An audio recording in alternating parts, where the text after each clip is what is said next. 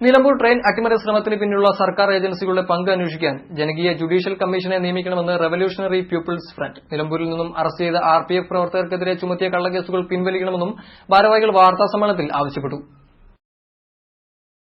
Nilambur train അട്ടിമറി ശ്രമവുമായി ബന്ധപ്പെട്ട് RPF പ്രവർത്തകരായ ബിനിക്, ശശിധരൻ എന്നിവരെ മാവോയിസ്റ്റ് പ്രവർത്തകരായി ചിത്രീകരിച്ച് പോലീസ് രാജ്യദ്രോഹത്തിന് ജയിലിലടച്ചിരിക്കുകയാണ്.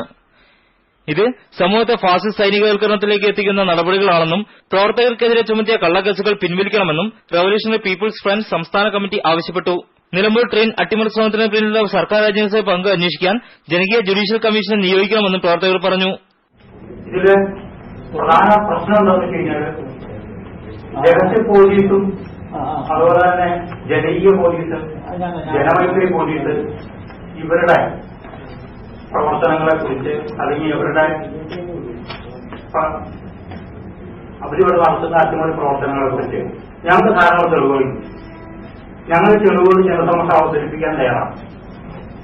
അതിനു വേണ്ടിയിട്ട് ഒരു ജുഡീഷ്യൽ കമ്മിറ്റി ഉണ്ടാക്കുക.